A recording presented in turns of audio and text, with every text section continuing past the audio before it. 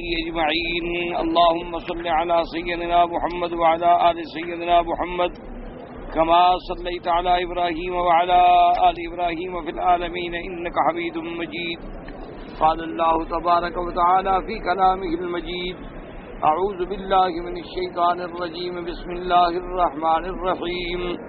يا أيها الذين آمنوا لا تقربوا الصلاة وأنتم سكارى حتى تعلموا ما تقولون ولا جنبا إلا عابري سبيل حتى تغتسلوا وإن كنتم مرضى أو على سفر أو جاء أحد منكم من الغائط أو لامستم النساء فلم تجدوا ماء فتيمموا صعيدا طيبا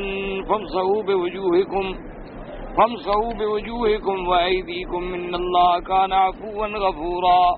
قال المؤلف والمفسر رحمه الله تعالى: أدام النفع بعلومه وعلومكم في الدارين آمين إلى أن قال: واستأنسوا أيضا بالحديث الذي رواه أحمد رحمه الله تعالى: حدثنا عبد الله بن مهدي وأبو سعيد قال حدثنا زائدة عن عبد الملك بن عمير قال أبو سعيد حدثنا عبد الملك بن عمير عن عبد الرحمن بن أبي ليلى عن معاذ رضي الله تعالى عنه قال: إن رسول الله صلى الله عليه وسلم أتاه رجل فقال: يا رسول الله ما تقول في رجل لقي امرأة لا يعرفها وليس يأتي الرجل من امرأته شيئا إلا أتاه منها غير أنه لم يجامعها. قال: فأنزل الله عز وجل هذه الآية: أقم الصلاة طرفي النهار وزلفا من الليل. فقال رسول الله صلى الله عليه وسلم: توضأ ثم صلي. قال معاذ: فقلت: يا رسول الله صلى الله عليه وسلم أله خاصة أم للمؤمنين عامة؟ فقال: بل للمؤمنين عامة. ورواه الترمذي من حديث زائدة به وقال ليس بمتصل. ورواه النسائي من حديث شعبة عن عبد الملك بن عمير عن عبد الرحمن بن أبي ليلى مرسلا. قالوا: فأمره بالوضوء لأنه لمس المرأة ولم يجامعها. وأجيب بأنه منقطع بين ابن أبي ليلى ومعاذ فإنه لم يلقه. ثم يحتمل أنه إنما أمره بالوضوء والصلاة المكتوبة كما تقدم في حديث الصديق: ما من عبد يذنب ذنبا فيتوضأ ويصلي ركعتين إلا غفر الله له. الحديث وهو مذكور في سورة آل عمران عند قوله ذكر الله فاستغفروا لذنوبهم الآية.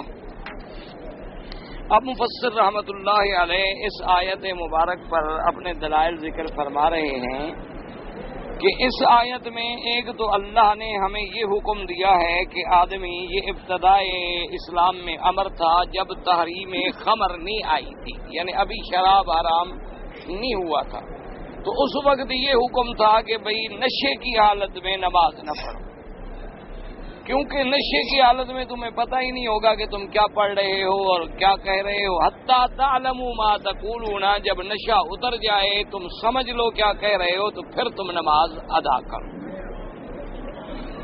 اس پر بھی لوگوں نے الحمدللہ شراب چھوڑ دیا کہ ایسی بری چیز تو ہے جس کو پینے کے بعد آدمی اللہ کے گھر میں نماز کے لیے بھی نہیں آ سکتا. لیکن پھر بھی بعض لوگ جو ہیں وہ پیتے رہے، لیکن اس اہتمام کے ساتھ کہ رات کو پی کے سو جاتے کہ چلو بھئی نشہ ختم ہو جائے، صبح اٹھ کے نماز پڑھ لیتے، باقی دن میں نہیں پیتے. پھر اللہ نے تحریم خمر نازل فرما دی کہ بس خمر جو ہے وہ حرام، ہر حال میں، ہر وقت میں، ہر جگہ میں، ہر قسم، جو بھی نشہ آور ہے کل مسکر حرام، ہر نشہ آور چیز جو ہے وہ حرام. جب حرام ہو گیا شراب الحمدللہ پھر تمام مسلمانوں نے شراب چھوڑ دی. اسی طرح دوسرا حکم یہ تھا کہ ولا جنبا الا عابری سبیل حتی تغتسلوا، کہ اگر کوئی مرد یا عورت جنابت کی حالت میں ہے، یعنی جنابت کا معنی ہوتا ہے میاں بیوی ملے، اب دونوں کو غسل کی ضرورت ہے، یا فرض محال مرد ہے یا عورت ہے اس کو نیند کی حالت میں احتلام ہو گیا اور پانی آ گیا تو اب بھی اس کو غسل کی حاجت ہے، یا عورت ہے حالت حیض میں ہے یا حالت نفاس میں ہے، تو اب ان کے لیے کیا حکم ہے کہ وہ مسجد میں داخل نہیں ہو سکتے، مسجد کے اندر نہیں بیٹھ سکتے. اب صاف بات، جب مسجد میں داخل ہونا منع ہے تو نماز تو خود بخود منع ہو گئی کہ جب مصلی میں نہیں آ سکتے، مسجد میں داخل نہیں ہو سکتے، تو اس حالت میں نماز پڑھنا بھی منع ہے، نماز بھی نہیں پڑھ سکتے.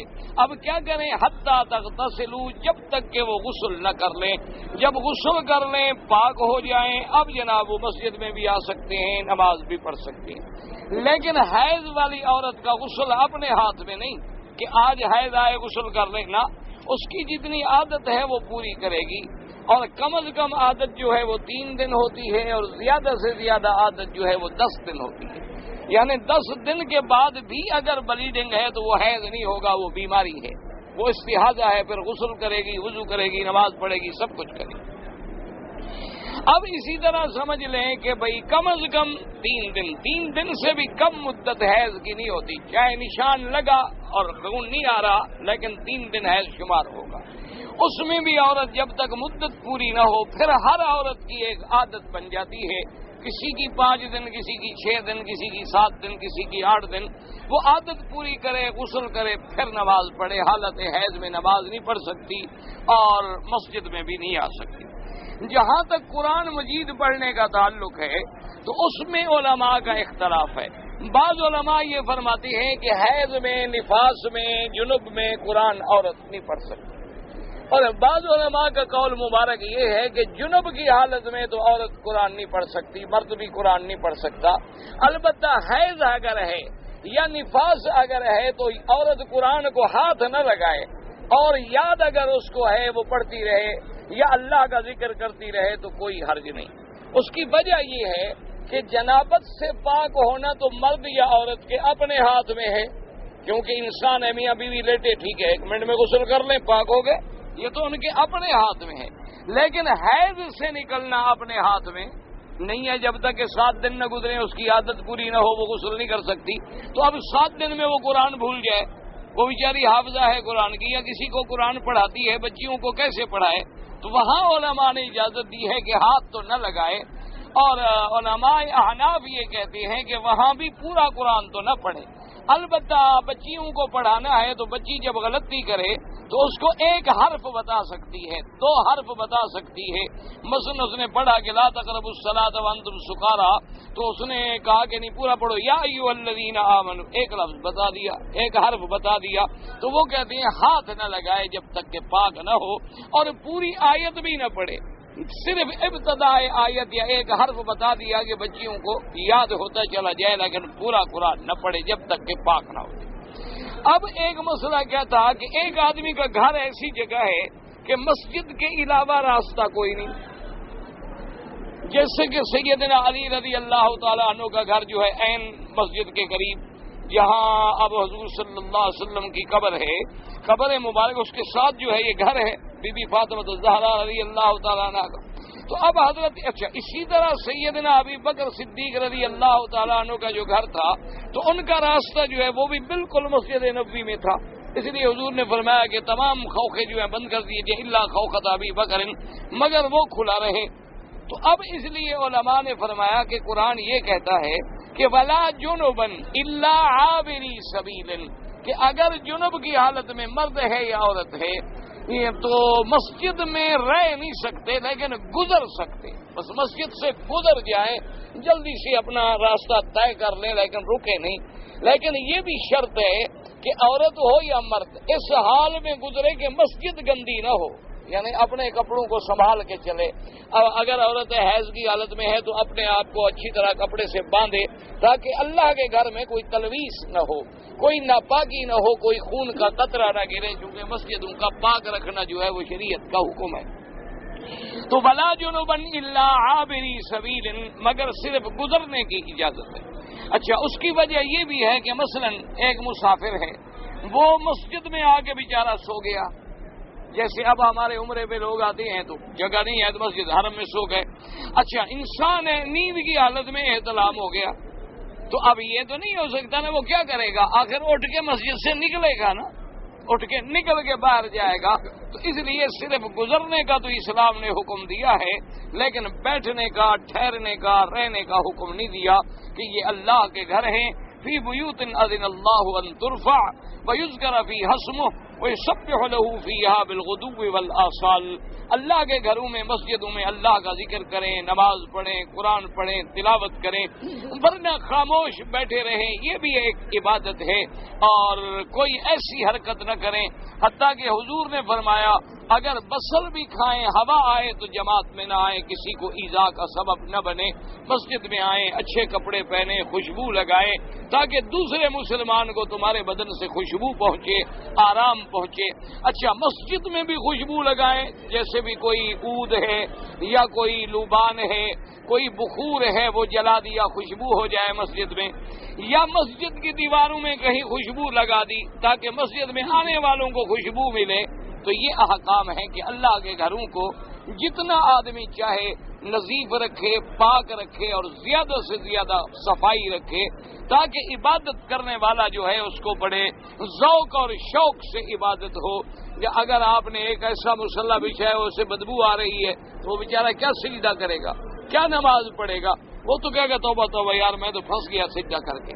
تو اس لیے ہمیشہ یعنی ہر حال میں اللہ کے گھر کی احتیاط ضروری ہے. بس اب اور مسئلہ آ گیا کہ ان کنتم مرضی، کہ اگر تم بیمار ہو. اچھا، بیمار ہو اور غسل نہیں کر سکتے، یعنی بیماری ایسی ہے کہ اگر آدمی غسل کرے تو جان جانے کا خطرہ ہے. یا بیماری ایسی ہے کہ جان تو نہیں جائے گی لیکن بیماری لمبی ہو جائے گی، تو اس میں بھی اسلام نے اجازت دے دی کہ غسل نہ کرے. اگر جنب کی حالت میں ہے یا عورت حیض سے پاک ہو رہی ہے، دن گزر گئے لیکن بیچاری بیمار ہے، پانی اگر بہائے تو ڈر ہے تو کیا کرے؟ فتیمموا صعیدا، صرف تیمم کر لیں، مٹی پہ ہاتھ مار کے ایک دفعہ، اور ایک دفعہ اپنے چہرے پہ اور ایک دفعہ ہاتھوں پہ، اور بس ختم ہو گئی بات. یعنی جنب کا بھی وہی تیمم ہے، وضو کے لیے بھی وہی تیمم. وَإِن كُنتُم مَرْضَىٰ أَوْ عَلَىٰ سَفَرٍ، اگر تم مسافر ہو، سفر میں ہو اور سفر کی حالت میں جناب ناپاک ہو گئے، تو اب کیا کرے بھئی آدمی؟ پانی کوئی نہیں، پانی ملے تو مسئلہ واضح ہے کہ غسل کر لیں. یہ بات ہمیشہ یاد رکھا کریں کہ جب پانی موجود ہو تو مسئلہ پہلے پڑ چکے ہیں، حتیٰ تغتسلوا، کہ جب تک کہ تم غسل نہ کر لو. وہی نہ ہو جیسے کہ ایک دفعہ ایک مولوی صاحب نے امتحان لے رہے تھے فقہ کا، تو انہوں نے ایک مسئلہ سوال پوچھا لڑکوں سے کہ بھی ایک آدمی اگر کشتی میں سفر کر رہا ہے اور اس میں مٹی بھی ہے، چونا بھی ہے اور سیمنٹ بھی ہے اور چیزیں بھی ہیں، اور اگر اس کو تیمم کرنے کی ضرورت پڑے تو کس چیز سے تیمم کرے؟ تو کسی نے لکھا مٹی سے کرے، کسی نے کچھ لکھا، کسی نے کچھ لکھا، تو سارا غلط ہو گیا. بھائی جب کشتی پانی میں جا رہی ہے تو تیمم کا کیا مطلب؟ اللہ کے بندے، جب کشتی میں ہو تو کشتی تو پانی میں ہی ہوتی ہے، تو جب پانی موجود ہے تو پھر تو تیمم کا کوئی سوال ہی پیدا نہیں ہوتا نا. یہ تو کب ہے تیمم کہ جب آدمی سفر میں ہے یا بیمار ہے اور اس کو یا بیماری کی وجہ سے پانی استعمال نہیں کرتا، یا سفر میں ہے اور پانی نہیں ملتا. اچھا، اس میں یہ ہے کہ اگر وہ حمام گیا، پیشاب وغیرہ سے فارغ ہوا، تب بھی وضو کرنا ہے لیکن پانی نہیں ہے، کیا کرے؟ تیمم کر لے. اگر جنوب کی حالت میں ہے تب بھی غسل کرنا ہے، پانی نہیں ہے، کیا کرے؟ فتیمموا صعیدا طیبا. اسی میں ایک مسئلہ قرآن نے یہ بیان کیا تھا کہ او جاء احد منکم من الغائط او لامستم النساء. لفظ ہے قرآن میں کہ لامستم النساء. تو اب لامستم النساء میں دو قول ہیں. ایک قول تو آپ نے پہلے پڑھ لیا تھا کہ لامستم النساء سے مراد ہے اگر کوئی آدمی اپنی بیوی سے جماع کرے. اگر جماع کرے تو اب غسل کرنا ضروری ہے، غسل کے بغیر وہ پاک نہیں ہو سکتے. اچھا، اس میں بھی تھوڑی تفصیل ہے کہ پہلے یہ مسئلہ تھا کہ اگر میاں بیوی ملیں تو الماء من الماء، جب تک کہ پانی نہ نکلے یعنی منی کا انزال نہ ہو تو غسل واجب نہیں تھا. بعد میں حکم آ گیا، حضور نے فرمایا اذا التقى الختان بالختان فقد وجب الغسل. اگر میاں بیوی کی شرم گاہیں ایک دوسرے سے مل گئی ہیں، چاہے پانی آئے نہ آئے، غسل ضروری ہو گیا. تو اب جناب سمجھیں کہ لامستم سے کیا مراد ہے. تو بعض علماء فرماتے ہیں کہ لامستم النساء، وہ کہتے ہیں یہاں لفظ تو مس کا ہے لیکن مراد اس سے یہ ہے کہ جامعتم، انہوں نے بھی قرآن کی آیت سے استدلال کیا وَإِن طَلَّقْتُمُوهُنَّ مِن قَبْلِ أَن تَمَسُّوهُنَّ، اگر تم نے کسی عورت کو نکاح کیا ہے اور جماع نہیں کیا، صرف نکاح ہوا ہے اور تم نے طلاق دے دی ہے، تو اب کیا ہوگا کہ تمہارے ذمہ آدھی حق المہر ہے، آدھی حق المہر تم دو گے، آدھی حق المہر نہیں دو گے۔ اچھا، اسی طرح ایک عورت سے تمہارا نکاح ہوا ہے لیکن تم نے اس کو ابھی ہاتھ بھی نہیں لگایا، تو تم نے طلاق دے دی ہے، تو اب عورت پہ کوئی عدت نہیں ہے، عورت کوئی عدت نہیں گزارے گی تمہاری طلاق دینے کے بعد، جہاں چاہے وہ شادی کر لے۔ لیکن اگر نکاح کرنے کے بعد میاں بیوی ملے ہیں، اب طلاق ہوئی ہے، تو پھر عدت گزارنا ضروری ہے۔ بعض ائمہ نے فرمایا کہ عدت کیا ہے؟ ثلاثۃ قروء، 3 طہر ہے۔ احناف کے نزدیک 3 حیض ہے کہ طلاق دینے کے بعد حیض آئے پاک ہو جائے، پھر حیض آئے پاک ہو جائے، پھر حیض آئے پاک ہو جائے، 3 حیض گزر گئے، عدت ختم ہو گئی، اب وہ طلاق کی عدت سے فارغ ہے، جہاں چاہے نکاح کر لے۔ اچھا، اگر لڑکی ہے چھوٹی عمر کی اور نکاح ہو گیا، جیسے اپنے ملکوں میں چھوٹی عمر کے لڑکی نکاح ہو جاتے ہیں، اب اس نے طلاق بھی دے دی اور لڑکی کو حیض آتا نہیں، اب وہ کیا کرے؟ کتنی مدت گزارے؟ 3 مہینے۔ اچھا، اسی طرح ایک آدمی کی عورت ہے، وہ بوڑھی ہو گئی، عمر زیادہ ہو گئی، حیض بند ہو گیا، اس عمر میں بھی اس نے طلاق دے دی، تو اب کتنی مدت گزارے گی؟ 3 مہینے، کیونکہ حیض تو ہے ہی نہیں، حیض تو ہے نہیں، نہ طہر کا پتہ لگ سکتا ہے نہ حیض کا پتہ لگ سکتا ہے، تو وہاں مدت کتنی ہوگی؟ 3 مہینے۔ اگر کسی عورت کا خاوند مر جائے تو وہ کتنی مدت گزارے گی؟ 4 مہینے 10 دن، 4 اشہر و عشرہ، 4 مہینے اور 10 دن۔ اچھا، اگر عورت حاملہ ہے اور خاوند مر گیا یا طلاق ہو گئی تو کیا ہوگا؟ وَأُولَاتُ الْأَحْمَالِ أَن يَضَعْنَ حَمْلَهُنَّ، ان کی عدت کیا ہے کہ جب وضع حمل ہو جائے، جب بچہ پیدا ہو جائے تو عدت گزر گئی، چاہے وہ 10 دن کے بعد بھی پیدا ہو جائے، مہینے کے بعد بھی پیدا ہو جائے، 2 مہینے کے بعد بھی پیدا ہو جائے، تو بس عدت اس کی وضع حمل ہے۔ اصل وجہ کیا ہے؟ اللہ کا قانون جو ہے وہ بڑا جامع ہے، کامل ہے، مکمل ہے۔ اسلام یہ چاہتا ہے کہ طلاق دینے کے بعد استبرائے رحم ہو جائے، صفائی ہو جائے، پتہ چل جائے کہ عورت کے پیٹ میں کوئی نطفہ تو نہیں، کوئی حمل تو نہیں، تاکہ مسائل میں بعد میں کسی قسم کا جھگڑا نہ رہے۔ تو اب جناب علماء نے فرمایا کہ لامستم سے کیا مراد ہے؟ جماع کرنا۔ اگر جماع کیا ہے تو غسل کرو، پانی نہیں ہے تیمم کرو، بس۔ بعض علماء کہتے ہیں کہ نہیں، لامستم کا معنی ہے مس، المس بالید، کہ اگر خامد کا بیوی کو وضو کے بعد بھی ہاتھ لگ گیا یا ویسے ہاتھ لگ گیا تو کہتے ہیں بس اب وضو کرے، کہ اس کا وضو جو ہے ختم ہو گیا ہے، اگر پانی نہیں ہے تو تیمم کرے۔ امام شافعی رحمۃ اللہ علیہ کا یہی قول ہے، وہ فرماتے ہیں کہ اگر کسی مرد کا عورت کو ہاتھ لگ جائے تو اس کا وضو ختم ہو جاتا ہے، دوبارہ وضو کرے۔ اس لیے آپ نے دیکھا ہے کہ انڈونیشیا میں چونکہ زیادہ مسلک جو ہے وہ امام شافعی رحمۃ اللہ علیہ کا ہے، تو ان کے لوگ بیچارے بڑی احتیاط کرتے ہیں، طواف میں، عمرے میں، صفا میں، عورتیں ہاتھوں پہ بیچاری کپڑا باندھتی ہیں کہ کہیں انسان ہے کسی مرد کو ہاتھ نہ لگ جائے، تاکہ پھر ہمارا وضو ختم ہو گیا تو طواف ختم ہو گیا، طواف صحیح نہیں ہوگا۔ تو اس لیے امام شافعی رحمۃ اللہ علیہ، اللہ کے کروڑوں رحمتیں ہوں تمام ائمہ پہ، ان کے قول مبارک میں تو یہ ہے، وہ کہتے ہیں جی لا مستم، اس کا معنی ہے کہ آدمی نے بوسہ دیا، میاں بیوی نے گلے لگے، ایک دوسرے کو پیار کیا، چاہے جماع نہیں بھی کیا، وہ کہتے ہیں بس اب وضو کرے، اگر پانی نہیں تو وہ تیمم کرے۔ اب اسی پر مفسر رحمۃ اللہ علیہ یہاں تک آپ کا سبق پہنچا تھا، تو اسی پہ وہ دلائل دے رہے ہیں۔ وہ کہتے ہیں حضرت معاذ رضی اللہ تعالیٰ عنہ سے ایک روایت ہے، وہ فرماتے ہیں کہ ایک آدمی آیا حضور کی خدمت میں اور اس نے پوچھا کہ یا رسول اللہ صلی اللہ علیہ وسلم، ایک آدمی کسی عورت کو ملا اور اس نے سب کچھ کیا جو ایک مرد عورت کے ساتھ کرتا ہے لیکن جماع نہیں کیا، یعنی وہ اس نے پیار کیا، یہ کیا، وہ کیا، سب کچھ کیا، ما سوائے جماع کے جماع نہیں کیا۔ تو اس وقت یہ آیت نازل ہوئی تو حضور پاک صلی اللہ علیہ وسلم نے حکم فرمایا کہ توضأ ثم صلی، کہ وضو کرے اور پھر نماز پڑھے۔ قلت یا رسول اللہ صلی اللہ علیہ وسلم الہ خاصہ ام للمؤمنین عامۃ، کیا یہ اسی کے لیے حکم ہے یا سب کے لیے؟ حضور نے فرمایا یہ حکم سب کے لیے ہے۔ مقصد یہ تھا کہ بھئی اب امام شافعی یہ دلیل نکال رہے ہیں کہ حضور نے فرمایا نا کہ بھئی اس نے جماع تو نہیں کیا لیکن پھر بھی وضو کریں اور نماز پڑھے۔ اچھا، اسی طرح ایک حدیث مبارک میں یہ بھی آتا ہے کہ اگر کسی آدمی سے کوئی گناہ ہو گیا، اللہ کسی کو محفوظ رکھے، تو حضور نے فرمایا وہ کیا ہے کہ وضو کرے، 2 رکعت نماز پڑھے، اللہ تبارک و تعالیٰ اس کے گناہوں کو معاف کر دیں گے۔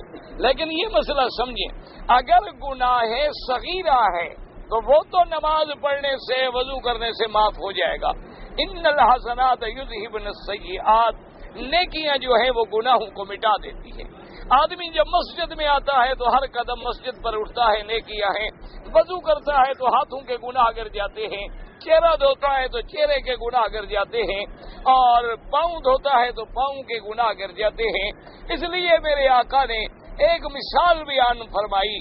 حضور نے فرمایا کہ مجھے یہ بتاؤ، اگر کسی آدمی کے گھر کے سامنے نہر ہے، دریا ہے، اور وہ 5 وقت 5 دن میں 5 دفعہ غسل کرے، حل یبقى من درنہ شیء، کیا اس کے بدن پہ کوئی میل باقی رہے گی؟ تو صحابہ نے کہا حضور جب 5 دفعہ دن میں غسل کرے گا، 5 دفعہ نہائے گا تو میل کیا رہے گی؟ تو حضور نے فرمایا جو بندہ 5 دفعہ دن میں نمازیں پڑھتا ہے اس پر بھی اللہ گناہ مٹا دے، اس پر بھی گناہ باقی نہیں رہتے، وہ بھی رات کو ایسے سوتا ہے کہ وہ پاک ہے، صاف ہے، اس پر کوئی گناہ نہیں۔ لیکن اگر خدا نہ کرے گناہ کبیرہ ہو گیا، اللہ معاف کرے، شرک ہے، زنا ہے، قتل ہے اور غیبت ہے، کسی کا گلہ ہے، کسی کی چغلی کھانا ہے، کسی عورت پہ ناحق تہمت لگانا ہے، یہ بڑے بڑے گناہ جو آپ پڑھ چکے ہیں وہ معاف نہیں ہوتے نماز پڑھنے سے، جب تک کہ اللہ کے دربار میں سچے دل سے توبہ نہ کرے، اور جتنا حق بندے کا ہے وہ بندے کو ادا کرے اور بخشوائے، پھر وہ گناہ معاف ہوتا ہے۔ یہ نہیں ہے کہ آپ کسی کے پیسے کھا جائیں اور رات 2 رکعت نماز پڑھ کے سو جائیں تو گناہ معاف ہو جائیں گے، یہ گناہ معاف نہیں ہوتے، حج بھی پڑھ لو تو معاف نہیں ہوتے، جب تک کہ حقوق العباد جو ہیں وہ ادا کریں اور حقوق اللہ جو ہیں وہ سچی توبہ کریں۔ سچی توبہ کا کیا معنی؟ کہ گناہ کو چھوڑ دیں، ندامت محسوس کرے اور آئندہ کبھی وہ گناہ نہ کرے، یہ ہے توبہ۔ یہ توبہ نہیں ہوتی کہ صرف زبان سے کہہ رہے میری توبہ میری توبہ میری توبہ، صبح پھر لگا رہے میری توبہ، 1,00,000 دفعہ توبہ، 2 لاکھ 10 لاکھ دفعہ توبہ، ایسے کوئی توبہ شوبہ نہیں ہوتی۔ توبہ بھی اپنے شروط کے ساتھ ہوتی ہے، جیسے نماز بغیر وضو کے نہیں ہوتی۔ آپ سارا وضو کر لیں لیکن ایک پاؤں نہ دھوئیں تو نماز نہیں ہوگی، آپ سارا وضو کر لیں لیکن ایک جگہ خالی چھوڑ دیں تب بھی نماز نہیں ہوگی، آپ سارا غسل کر لیں جنابت کا لیکن ایک جگہ پانی نہ ڈالیں تب بھی غسل نہیں ہوگا۔ تو اسی طرح توبہ کی بھی شرطیں ہیں، 3 شرطیں ہیں۔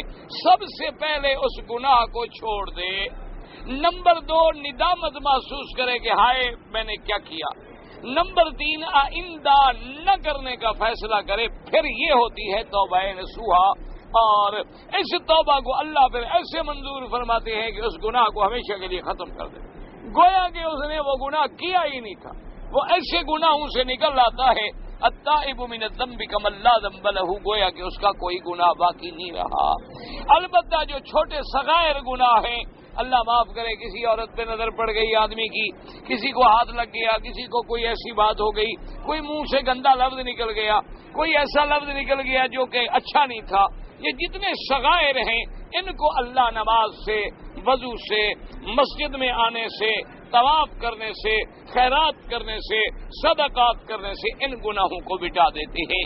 اس لیے ایک حدیث مبارک میں آیا، لیکن مفسر فرماتے ہیں کہ اس حدیث میں انقطاع بھی ہے، اور اس حدیث میں یعنی سند کے اعتبار سے یہ اتنا حجت نہیں بنتی، کیونکہ یہ منقطع ہے بین ابن ابی لیلہ و معاذ، ابن ابی لیلہ کی حضرت معاذ سے کبھی ملاقات ہی نہیں ہوئی۔ اچھا، اب جناب فرماتی ہیں مفسر، یہ دونوں قول آپ نے سن لیے۔ ثم قال ابن جریر واولى القولين في ذلك بالصواب قول من قال ان الله بقوله اولى مسلم النساء الجماع دون غيره من معاني اللمس لصحة الخبر عن رسول الله صلى الله عليه وسلم انه قبل بعض نسائه ثم صلى فلم يتوضأ۔ اب مفسر ابن جریر رحمۃ اللہ علیہ دونوں قول نقل کرنے کے بعد فرماتے ہیں کہ راجح قول یہ ہے کہ سب سے اولا قول یہ ہے کہ لامستم النساء کا معنی کیا ہے کہ اگر میاں بیوی جماع کریں تو پھر غسل ضروری ہے. اگر جماع نہیں کیا صرف بوسہ دیا یا ہاتھ لگا کوئی غسل نہیں کوئی وضو نہیں. اس کی وجہ یہ ہے وہ کہتے ہیں کہ صحیح حدیث مبارک ہے حضور صلی اللہ علیہ وسلم اپنی بیویوں کو کبھی بوسہ دیتے لیکن وضو نہیں فرماتے تھے. تو لہذا جب صحیح حدیث مبارک آ جائے تو راجح قول یہی ہے کہ بھئی ہاتھ لگانے سے وضو نہیں ٹوٹتا لیکن اگر جماع کریں گے تو پھر آدمی کو غسل کرنا ہوگا. لیکن ایک مسئلہ سمجھ لیں کہ ایک آدمی نے میاں بیوی نے ایسے آپس میں پیار کیا جماع نہیں کیا لیکن مدی آ گئی یعنی سفید پانی آ گیا پھر تو وضو کرنا ہے پھر تو کوئی جھگڑا ہی نہیں وضو میں. مسئلہ سمجھ لیں کیونکہ آج کل کے ماشاءاللہ جو نوجوان ہیں فلموں کے مارے ہوئے یہ تو ویسے بھی ہاتھ لگانے سے پہلے ختم ہو جاتے ہیں. تو اس لیے یہ مسئلہ تو اچھی طرح سمجھ لیں کہ بھی اگر میاں بیوی ویسے پیار کر رہے ہیں بوسہ دے رہے ہیں اس سے پانی نکل گیا اچھا پانی ٹپک کے نکلا ہے تو پھر بھی غسل کرنا ہے چاہے جماع نہیں بھی کیا. فرق کیا ہے ایک ہوتی ہے منی ایک ہوتی ہے مزی اور ایک ہے ودی. تو اس کو سمجھیں منی وہ ہوتی ہے جس میں پانی ٹپک کے نکلے اور اس کے بعد عضو مر جائے یہ منی اس پر غسل سمجھ آ گئی بات.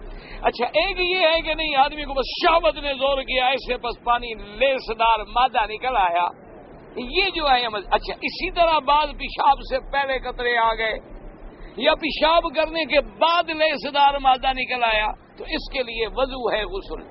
ایک مسئلہ سمجھ لیں شریعت میں شرم نہیں ہوتا آدمی شرم کرتا رہے اور ساری زندگی نمازیں غلط پڑھتا رہے یہ کون سا شرم ہے بھائی. اور ویسے بھی ہمارے لوگوں کو شرم فلم دیکھتے ہوئے بھی نہیں آتا قرآن کا مسئلہ سننے تو کہتے ہیں یار مولوی کو بیان نہیں کرنا چاہیے اور گھر میں بیٹھ کے چاہے کوک شاستر پڑھتے رہے ان کو شرم نہیں آتا. اللہ کے بندے اسلام ہے جب قرآن نے ایک چیز کھول کے بیان کی ہے ان اللہ لا یستحیی من الحق حق سے کوئی حیا نہیں ہوتا حیا ہوتا ہے حرام سے گناہ سے شرم کرو. شریعت کے احکام میں کیا شرم ہے تو اس لیے مسئلہ سمجھ لیں ایک آدمی ہے جس کو آپ کہتے ہیں نا دھات آتی ہے جی مجھے بعض کہتے ہیں جی جریان ہو گیا ہے بعض لوگ کہتے ہیں کہ جی اس کو ویسے سفید مادہ آتا رہتا ہے تو اس کے لیے غسل ہے اس کے لیے اپنا وضو ہے غسل نہیں ہے.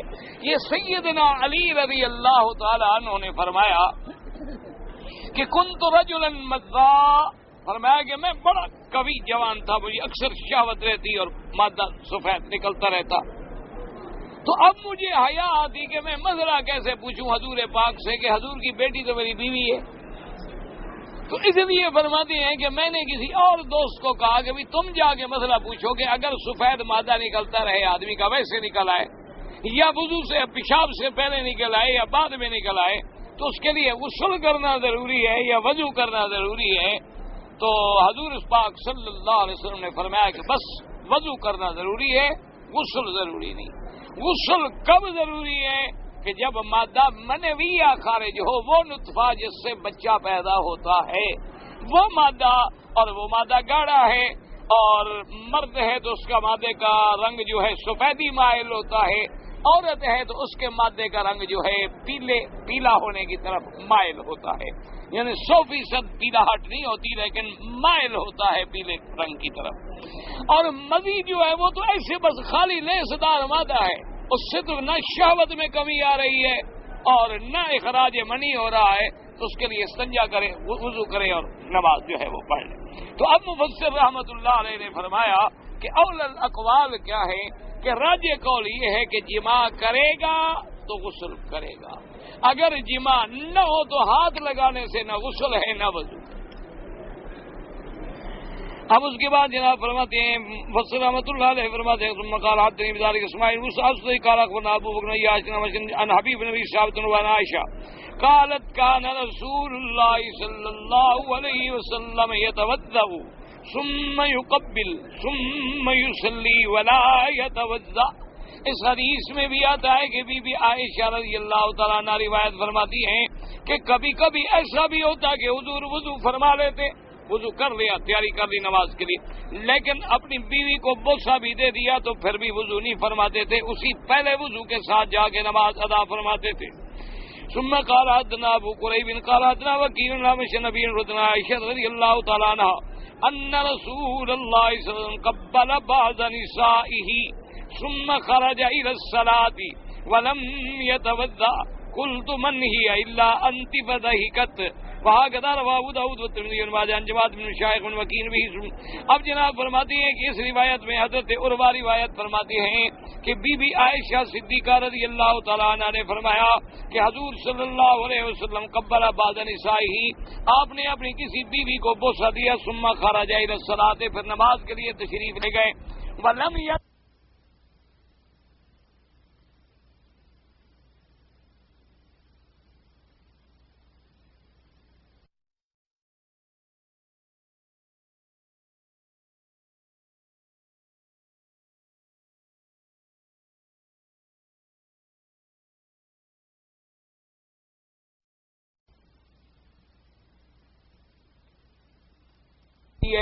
کہ حضور پاک نے کسی بیوی کو بوسہ دیا، آپ کہتی ہیں بعض نسائی، تو وہ آپ ہی ہوں گی کیونکہ کسی اور بیوی کا بوسہ آپ نے کیسے دیکھ لیا؟ تو بی بی صاحبہ ہنس پڑی، کیونکہ ادب کا تقاضا یہی تھا کہ بی بی یہ تو نہ کہتے کہ مجھے بوسہ دیا، تو انہوں نے فرمایا کہ قبل بعض نسائی، تو راوی چونکہ عزیز بھی تھے، رشتہ دار بھی تھے، تو انہوں نے کہا کہ ویسے بھی آدمی دوسری عورت کا کیا پتا، دوسری بیوی کو آدمی کب ملا کب بوسہ دیا، انہوں نے کہا بی بی صاحبہ اما جان آپ ہوں گے، نے کہا ہاں فضحکت، تو آپ ہنس پڑی کہ ہاں واقعہ یہی ہے کہ یہ میرا ہی قصہ ہے۔ اس کے بعد فرماتے ہیں نوال سوری انه قال ما ادري ابي دان والترمذي وقال اكثر اكني ان هذا حديث شبه على شيء، نے کہا کہ میں نہیں مانتا یہ حدیث جو اس کی کوئی حیثیت نہیں۔ وقال ترمذی سمیت البخاری ضعف الحدیث، حضرت امام ترمذی رحمۃ اللہ علیہ فرماتے ہیں کہ میں نے امام بخاری رحمۃ اللہ علیہ سے بھی سنا، وہ بھی اس حدیث کو ضعیف فرماتے تھے۔ وقال ابي نبی صاحب نے يسوع بن عروہ وقال وقع في روایت ما جاء نبی نبی شعبۃ والی محمد التنافسی وکینا مشربی نبی صاحب بن زبیر عائشہ وابلغ من ذلك ما رواه الامام احمد في مسنده من حديث الشام رضي نبي عائشة، وهذا نص في كون عروة بن الزبير ويشهد له قوله من هي الا انت فضحكت۔ ابو فسر رحمۃ اللہ علیہ فرماتی ہیں کہ اس سے مراد جو ہے حضرت زبیر کے بیٹے تھے عروہ بن زبیر، کیوں اور کون بھی عائشہ سے ایسی بات پوچھ سکتا ہے، وہ تو اس کے بہن کا بیٹا تھا، بہن کے بیٹے کا بیٹا تھا، یعنی بی بی اسما کا جب بیٹا ہو تو اس سے تو پوچھ سکتے تھے نا، وہ تو ایک قسم کا بہن کا بیٹا کیا ہوتا ہے بھانجا، تو بھانجا تھا، تو اسی لیے بھانجے نے بھی کہا کہ بی بی یہ جو آپ مسئلہ بیان فرما رہی ہیں آپ کا اپنا ہے، تو بی بی ہنس پڑی، گھر کی بات تھی۔ لیکن رواه ابو داود قال حدثنا وكيع قال حدثنا سفيان بن وطروق الحمداني الطالقاني ان عبد الرحمن بن مغراء عن الاعمش قال حدثنا سام لنا ان عروة المزين عائشة رضي الله عنها والله اعلم۔ وقال ابن جرير ايضا حدثنا ابو زيد عمر بن نيس ان شان بن حدثنا مسلمين ليس طعن اشرا نبي روك ان ابراهيم التيمي عائشة رضي الله عنها قالت كان النبي صلى الله عليه وسلم ينال مني القبلة بعد الوضوء ثم لا يعيد الوضوء، حضور پاک بوسہ دیتے اپنی بیوی کو، فرمایا مجھے، اس کے بعد آپ وضو نہ لوٹاتے۔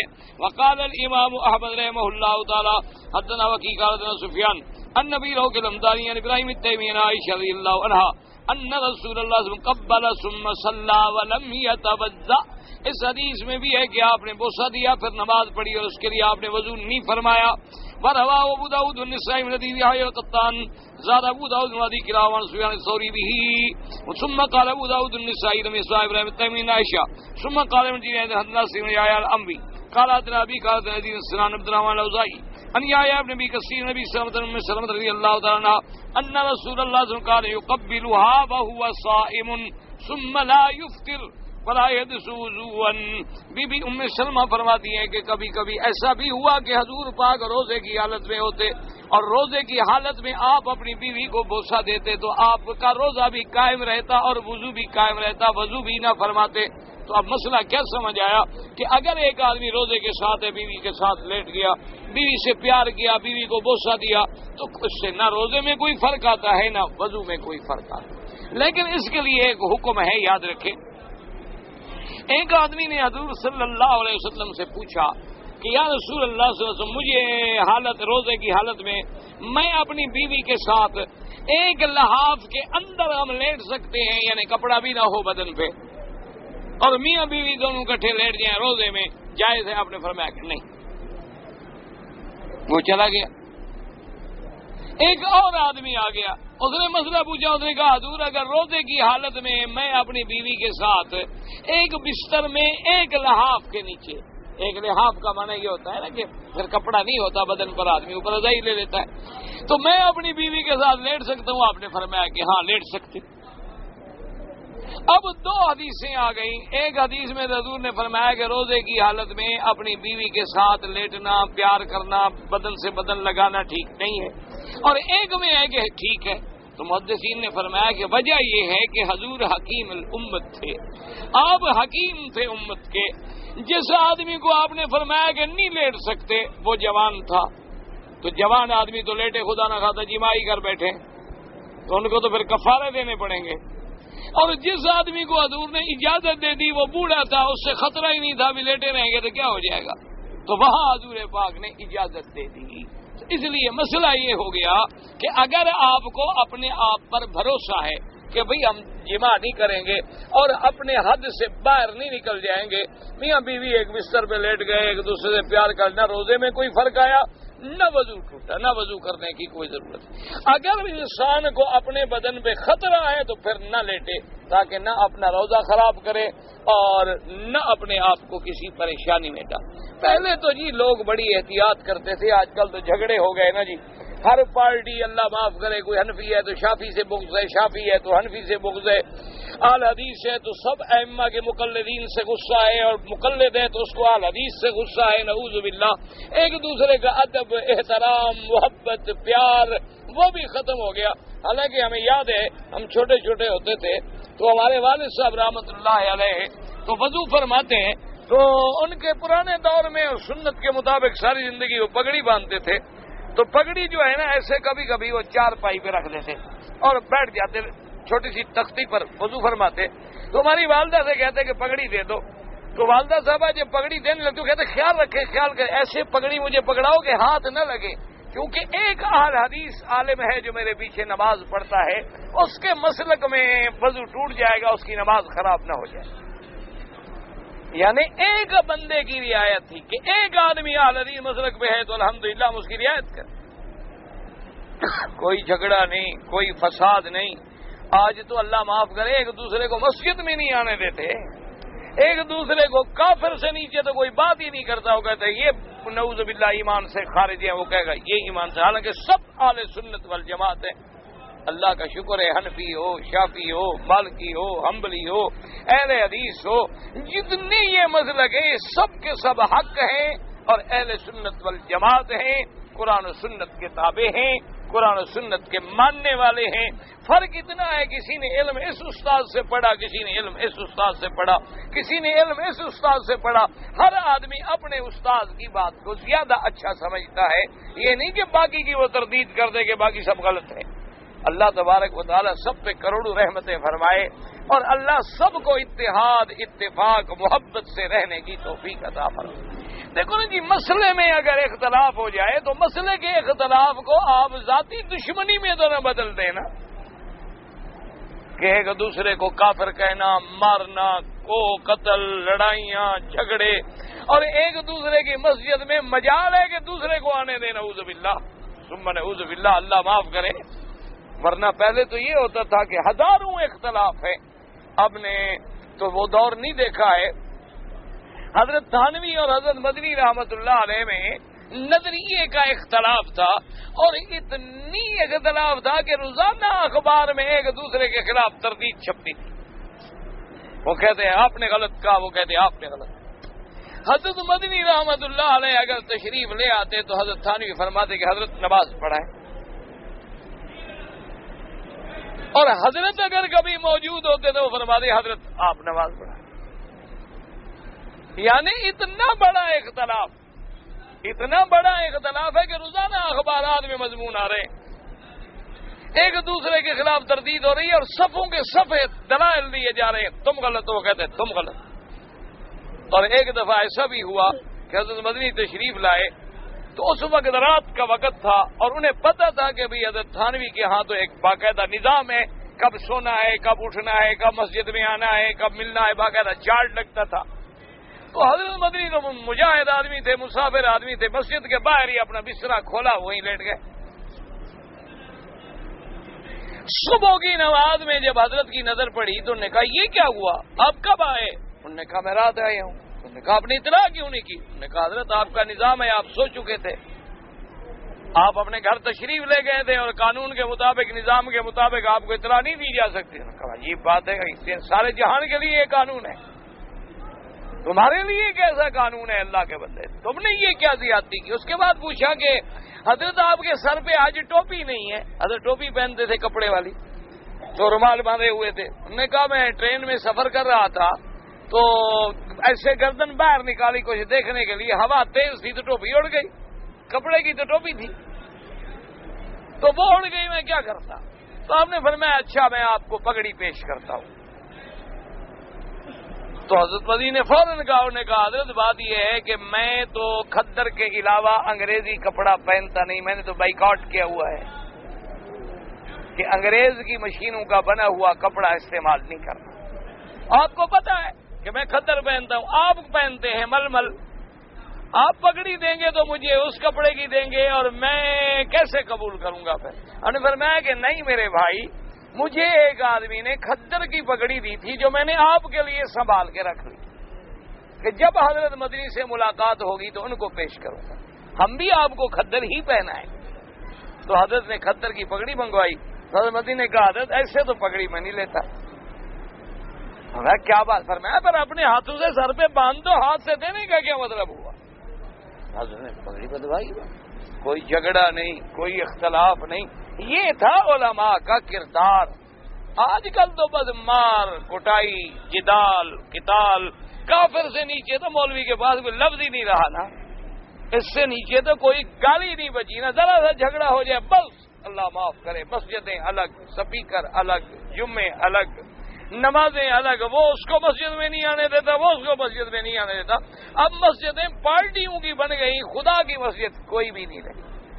ماں سوا اس کے کہ آدمی کیا کہے انا للہ و انا الیہ راجعون، کہ بس یہ مصیبت ہے اور رونے کا مقام ہے. ورنہ یاد رکھو اختلاف صحابہ میں بھی تھا نہ، اس سے بڑی بات ہے کہ اللہ کے نبیوں میں بھی جھگڑا ہوا نہیں ہوا نہ. حضرت موسیٰ علیہ السلام نے اپنے بھائی کی داڑھی پکڑ لی کہ نہیں پکڑی؟ تو دونوں میں سے کس کی نبوت پہ فرق آ گیا؟ اچھا، اتنے بڑے واقعے کے بعد اللہ نے لکھا ہے کہ پھر موسیٰ علیہ السلام نے توبہ کی ہو یا غلطی ہو یا اللہ نے تنبیہ کی ہوگی تم نے یہ کیا کیا؟ بس دونوں نبی ہیں، بھائی ہیں، غصہ آ گیا، ہوگی بات ختم ہو. اتنا بڑا جھگڑا بھی ہے کہ اپنے بھائی کو جا کے کنویں میں ڈال دو اور کھوٹے پیسوں میں بیچ دو. اس سے بڑا کوئی جھگڑا ہے؟ وہ بھائی ہمیں کسی بھائی نے بیچا تو نہیں، ہمارا کسی نے سہا. یہ علیحدہ بات ہے کہ ہمارے نام میں چندے لے کے لوگ کھا جاتے ہیں، کئی مکی بن جاتے ہیں، یہ علیحدہ بات ہے. اللہ پاک معاف کرے، اللہ انہیں بھی ہدایت دے اور اللہ ہمیں بھی مانگنے سے محفوظ رکھے. تو اب جناب یہ ہے کہ ہمیں تو لیکن حضرت یوسف علیہ السلام کو گھر سے لے آئے، اپنے نبی باپ کے سامنے جھوٹ بولا کہ ہم شکار کھیلنے پہ جا رہے ہیں، حالانکہ ان کو پتہ نہیں تھا کہ ہم یوسف علیہ السلام کو پھینکنے جا رہے ہیں. انہوں نے کہا جی مہربانی کریں، ہم تو شکار پہ جا رہے ہیں اور ہم حفاظت کریں گے، فکر نہ کریں. اچھا، پھر ان کو کنویں میں ڈالا، واپس کو ایک قمیض حضرت کا لے آئے، اس پہ جھوٹے بکرے کا خون لگایا. اس سے بڑی کوئی بات ہے؟ ابا جان پوچھتے ہیں بیٹا کہاں ہے؟ انہوں نے کہا جی وہ تو بگیاڑ کھا گیا. لیکن مجرم تو آخر مجرم ہوتا ہے نا. تو حضرت یعقوب علیہ السلام نے جب دیکھا نا قمیض، انہوں نے فرمایا یار بگیاڑ بڑا عجیب تھا کہ یوسف کو نکال کے لے گیا لیکن کپڑا نہیں پھٹا. بڑا سمجھدار بگیاڑ تھا، اس نے پہلے اچھی طرح قمیض سے اتارا ہے اور پھر یوسف علیہ السلام کو اندر سے لے کے چلا گیا ہے. بس صبر جمیل، ہم صبر کریں گے اور کیا کریں، وہ بھی بیٹا تم بھی بیٹے. اب اتنی مدت جدائی کے بعد جب ملاقات ہوئی تو شان پیغمبر کیا ہے، لا تثریب علیکم اليوم، فرمایا اللہ تمہارا گناہ معاف کرے، میں نے بھی معاف کیا، صرف میں نے معاف نہیں کیا بلکہ آج کے بعد میں تمہیں تانا بھی نہیں دوں گا کہ تم نے میرے ساتھ کیا کیا۔ یہ انبیاء کی سنت ہے، یہ انبیاء کا کردار ہے، یہ انبیاء کی سیرت ہے کہ حضور کے راستے میں کانٹے بچھانے والے، حضور کے لیے کعبۃ اللہ کے دروازے بند کرنے والے، حضور صلی اللہ علیہ وسلم کی نماز کی حالت میں جانوروں کے اوج اٹھا کے گردن مبارک پہ رکھنے والے، جب قیدی بن کے سامنے آئے مکے میں، حضور نے فرمایا لا تثریب علیکم اليوم انتم الطلقاء، جاؤ ہم نے تمہیں معاف کیا۔ یہ انبیاء کا کردار تھا۔ آج ہم سب عاشق رسول ہونے کا دعویٰ کرتے ہیں، لیکن دوسری جماعت کا بندہ مسجد میں آ جائے کہتے ہیں مسجد دھو ڈالو، ناپاک ہو گئی۔ انا للہ و انا، اب دیکھیں نا جی، اب حالانکہ ابن جریر رحمۃ اللہ علیہ اور اسی طرح ابن کثیر رحمۃ اللہ علیہ فقی مسلک میں امام شافعی رحمۃ اللہ علیہ کے قول کو زیادہ لیتے ہیں، لیکن اس کے باوجود دلائل ادھر ہیں تو انہوں نے کہا کہ نہیں، اول الاقوال جو ہے وہ یہ، اور اس میں جتنی حدیثیں ملی وہ سب نقل فرما رہے ہیں۔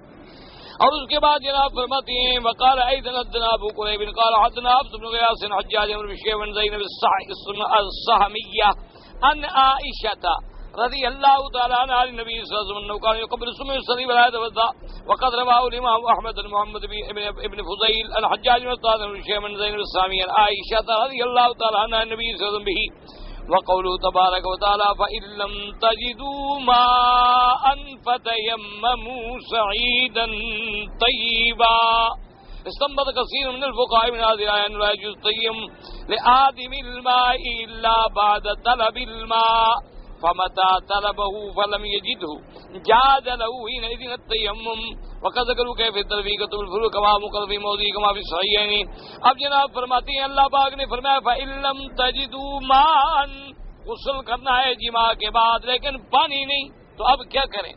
اللہ نے فرمایا فتیمموا صعیدا طیبا، تیمم کر لو پاکیزہ مٹی سے۔ یہ اللہ کی کتنی بڑی رحمت ہے حضور کی امت پر کہ قیامت تک امت کے لیے رعایت ہو گئی کہ پانی نہ ملے، پانی کا ڈر ہے نقصان نہ دے دے، بیمار ہے، کوئی عضو ٹوٹا ہوا ہے، کوئی زخم لگ گیا ہے، پانی گرانا ٹھیک نہیں، بس تیمم کر لو، مسح کر لو، سب ٹھیک ہو گیا۔ اب جناب مفسر رحمۃ اللہ علیہ فرماتے ہیں وَإِن لَّمْ تَجِدُوا مَاءً فَتَيَمَّمُوا صَعِيدًا طَيِّبًا، اس سے فقہائے کرام نے رحمہ اللہ تعالی علیہم اجمعین نے استنباط کیا ہے۔ کیا معنی؟ وہ فرماتی ہیں کہ اگر تمہیں پانی نہ ملے، کیا معنی کہ کوشش کرو، پانی حاصل کرنے کی کوشش کرو۔ یہ تو نہیں نا کہ اب تو آپ یہاں بیٹھے ہیں کہ یہیں مجھے پانی ملے، ذرا اٹھ کے جاؤ، دیکھو، ڈھونڈو۔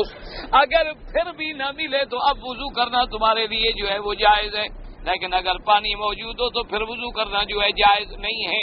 اس لیے وہ فرماتے ہیں کہ علم تجدو یعنی لآدم الماء الا بعد طلب الماء، پانی تلاش کرے، فمتى طلبه فلم يجده، اس نے کوشش کی، ڈھونڈا لیکن پانی نہیں ملا، جاز له حينئذ التيمم، اور اس کی پھر کیفیات کیا ہے؟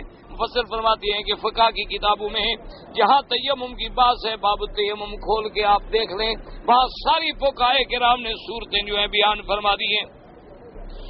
صحیحین میں یعنی امام بخاری اور امام مسلم رحمۃ اللہ علیہ نے بھی ایک حدیث نقل فرمائی ہے من حدیث عمران بن ان رسول اللہ صلی اللہ علیہ وسلم رأى رجلا معتدلا لم يصلي مع القوم فقال يا فلان ما منعك ان تصلي مع القوم ألست برجل مسلم قال بلى يا رسول الله ولكن أصابتني جنابة ولا ماء قال عليك بالصعيد فإنه يكفيك ولهذا قال تعالى فإن لم تجدوا ماء فتيمموا صعيدا طيبا۔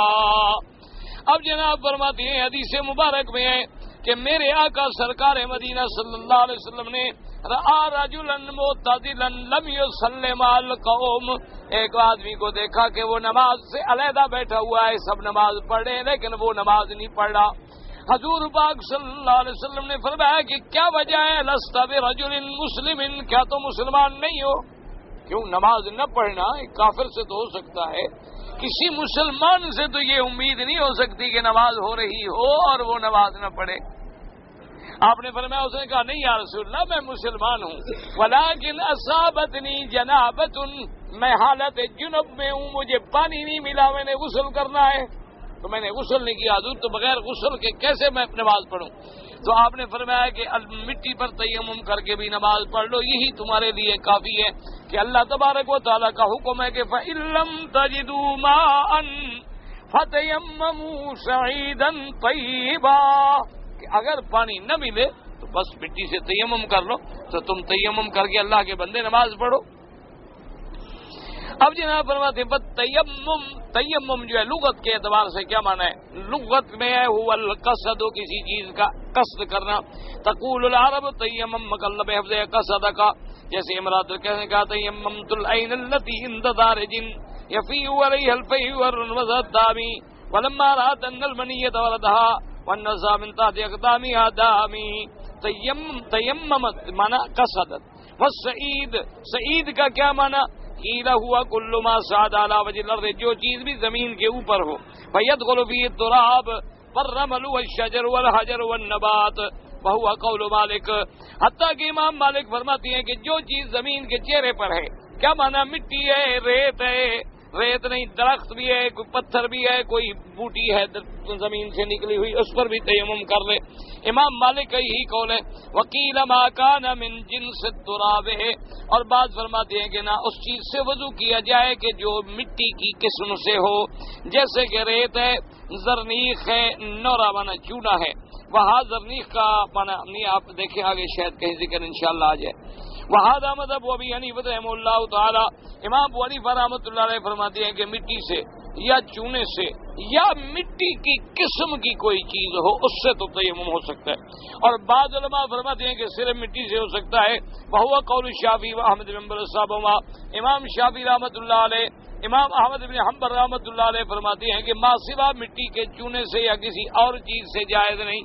امام ابو حنیفہ فرماتے ہیں کہ مٹی سے تو اختلاف ہی نہیں نا، مٹی کے علاوہ کوئی مٹی کی جنس کی چیز ہے تو اس سے جائز ہے۔ امام مالک فرماتے ہیں کہ چاہے مٹی نہ بھی ہو، درخت پر بھی ہاتھ مار لے، کسی بوٹی پر بھی ہاتھ مار لے، پتھر پہ بھی مار لے، تب بھی جائز ہے۔ اب جناب فرماتے ہیں وَتَجُوبُ قَوْلِهِ تَعَالَى وَتُصْبِحَ صَعِيدًا زَلَقًا، معنی کیا ہے؟ تُرَابًا أَمْلَسَ طَيِّبًا، سعیدًا زلقا کا معنی کیا ہے کہ مٹی اور بالکل ایسے پھسلنے والی پاک۔ وَبِمَا ثَبَتَ فِي صحیح مسلم عن حذیفہ بن الیمان رضی اللہ تعالی عنہ قال قال رسول اللہ صلی اللہ علیہ وسلم، اس حدیث پاک میں ہے جو صحیح مسلم میں موجود ہے، حضرت حذیفہ بن الیمان جو صاحب سر رسول اللہ صلی اللہ علیہ وسلم میرے مدنی کے رازدار صحابی ہیں، رضی اللہ تعالیٰ عنہ روایت فرماتی ہیں کہ حضور پاک نے فرمایا، اللہ پاک نے ہمیں تین چیزوں میں ساری دنیا کے مخلوق پہ فضیلت دی ہے۔ جعلت صفوفنا کصفوف الملائکہ، ہماری نماز کی صفیں ایسی ہوتی ہیں جیسے اللہ کے فرشتے نماز کی صفیں بناتی ہیں۔ وجعلت لنا الارض كلها مسجدا، اور اللہ نے ساری زمین کی مٹی جو ہے ہمارے لیے مسجد بنا دی۔ وجعلت تربتها لنا طهورا اذا لم نجد الماء، اور اللہ نے ساری زمین کی مٹی کو ہمارے لیے پاک کر دیا کہ پانی نہ ملے تو ہم تیمم کر کے بھی نماز پڑھ لیں۔ وَجَعَلَ تُرَابَهَا لَنَا طُهُورًا إِذَا لَمْ نَجِدِ الْمَاءَ قَالُوا فَغَسَلْتُ بِالتُّرَابِ فِي مَقَامِ الْامْتِنَانِ۔ اب جناب فرماتے ہیں کہ اس حدیث پاک میں حضور نے جہاں فرمایا تو لفظ تراب ہے، اس لیے امام احمد بن حنبل اور امام شافعی فرماتے ہیں کہ ما سوا مٹی کے اور کسی چیز سے تیمم نہیں ہو سکتا۔ وَلَوْ كَانَ غَيْرُ يَقُومُ مَقَامُ الذَّكَرِ بَهُ وَالطَّيِّبُ هَا هُنَا قِيلَ الْحَلَالُ وَقِيلَ الَّذِي لَيْسَ بِالنَّجِسِ۔ اللہ نے فرمایا کہ فَإِن لَّمْ تَجِدُوا مَاءً فَتَيَمَّمُوا صَعِيدًا طَيِّبًا، سعید کا معنی تو مٹی ہو گیا، طیب کا معنی کیا ہے؟ پاک۔ کیا معنی کہ نجس نہ ہو، کوئی ایسی مٹی نہ ہو کہ جہاں کسی جانور نے پیشاب کیا ہے یا کوئی گندگی ہے، نعوذ باللہ قاذورات پڑے ہیں، خراب چیز ہے تو وہاں نہ کریں۔ شرط یہ ہے کہ مٹی بھی ہو اور پاکیزہ بھی ہو۔ اب اس پر مفسر رحمۃ اللہ علیہ دلائل ذکر فرمائیں گے، واللہ تعالی اعلم وعلمہ اتم۔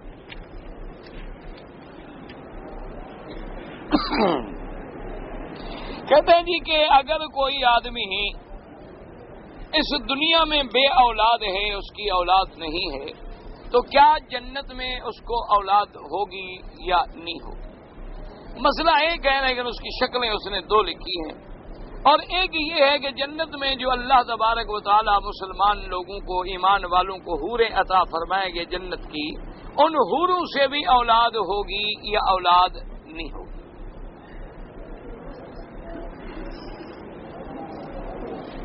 بھئی یہ مسئلہ تو اللہ کے قرآن میں موجود ہے۔ اللہ کے قرآن میں ایک لفظ ہے کہ وَلَكُمْ فِيهَا مَا تَشْتَهِي أَنفُسُكُمْ وَلَكُمْ فِيهَا مَا تَدَّعُونَ، کہ جنت ایک ایسی جگہ ہے، یاد رکھو، اس لیے محدثین کرام نے فرمایا کہ خیر محض جس میں شر نہ ہو وہ جنت ہے، یعنی جہاں خیر ہی خیر ہے، کبھی کوئی شر ہے ہی، اور شر محض یعنی خالص شر جہاں خیر نہ ہو وہ جہنم، کہ جہاں شر ہی شر، عذاب ہی عذاب ہے، خیر ہے ہی۔ اور دنیا جو ہے اس میں خیر بھی ہے، شر بھی ہے، اچھائی بھی ہے، برائی بھی ہے، دن بھی ہے، رات بھی ہے، دکھ بھی ہے، سکھ بھی ہے، بیماری بھی ہے، شفا بھی ہے، لوگوں میں اچھے لوگ بھی ہیں، برے بھی ہیں، صالح بھی ہیں، طالع بھی ہیں، صادق بھی ہیں، کاذب بھی ہیں، جھوٹے بھی ہیں، سچے بھی ہیں، یہ عالم دنیا ہے۔ اب یہ سمجھیں کہ اللہ نے اپنی رحمت سے ایک وعدہ فرما دیا کہ میرے بندے جب جنت میں آ جاؤ گے تو میں جنت میں تمہیں ہر وہ نعمت دوں گا جو تم چاہو گے۔ تو اگر تمہیں اولاد ضرورت ہوگی، چاہو گے تو مل جائے گی، اگر تم نہیں چاہو گے نہیں ملے گی۔ تم چاہو گے کہ اس حور سے بھی میرے بچے ہو جائیں گے، تم چاہو گے کہ نہ ہوں تو نہیں ہوں گے، یہ تو سب تمہاری خواہش بھی ہے۔ جیسے کہ ایک صحابی نے کہا، اس نے کہا حضور ہمیں جنت میں اونٹنی بھی ملے گی، کیونکہ عربیوں کو اونٹنیاں بہت پیاری ہوتی ہے نا۔ تو اس نے فرمایا کہ ہاں ملیں گی۔ اس نے کہا حضور پھر اونٹنی کے بچے بھی ہوں گے؟ آپ نے فرمایا تم چاہو گے تو بچے بھی ہوں گے، یہ تو تمہاری چاہنے پر ہے۔ لیکن ایک بات یاد رکھیں کہ مومن جو تمنا کرے گا بس وہ فوراً اللہ پوری کر دیں گے۔ وہ دنیا والا نظام نہیں ہوگا کہ پہلے حمل ٹھہرے، پھر 9 مہینے عورت بیچاری عذاب بھگتتی رہے، پھر اس کی ولادت ہو، پھر وہ عذاب بھگتے نا، بغیر کسی تکلیف کے اللہ اولاد عطا فرما دیں گے۔ جیسے کہ جنت میں اللہ نے بی بی حوا کو پیدا کیا، آدم علیہ السلام سوئے ہوئے ہیں اور عورت پیدا ہو گئی، اٹھے دیکھا تو عورت جوان، بالکل یہ نہیں کہ پہلے وہ بچی تھی پھر بڑی ہوئی، اسی وقت اللہ نے پیدا کر دی۔ تو جنت ایک ایسی جگہ ہے کہ جو تم تمنا کرو گے اللہ تمہیں عطا فرمائیں گے۔ وَلَكُمْ فِيهَا مَا تَشْتَهِي أَنفُسُكُمْ وَلَكُمْ فِيهَا مَا تَدَّعُونَ، جو مانگو گے وہ تمہیں ملے گا۔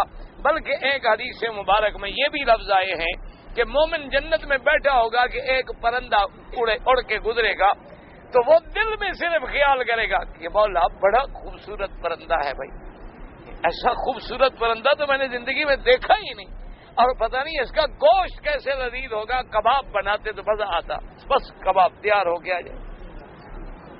کیونکہ دنیا تعب کی جگہ ہے، دنیا یہ ہے کہ اگر آپ نے آم لینا ہے تو آم کے درخت پر جاؤ توڑو، وہاں تم نہیں جاؤ گے درخت نیچے آ جائے کہ بھئی تم نے دنیا میں تکلیف کر لی۔ کلوا واشربوا ہنیئا بما اسلفتم فی الایام الخالیہ۔